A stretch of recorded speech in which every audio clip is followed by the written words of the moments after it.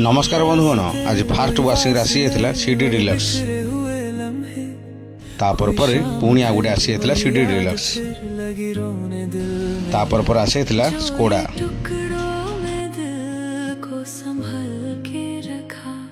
या पर आसी जाता रॉयल एनफील्ड बुलेट तापर आसी महिंद्रा स्कॉर्पियो या पर आसी बाजाज पल्सर वाशिंग सह पॉलिश तापर पर आ गोटे बोलर आसु आसु आमर रैंप रे फसी जाइथिला। सेही बोलर को आमर पड़ोसी दुकान भाई माने मिसी रैंप रु बोलर को बाहर करथिलु। बोलर को बाहर करलिया परे ताकू रैंप लगे वाशिंग करथिलु।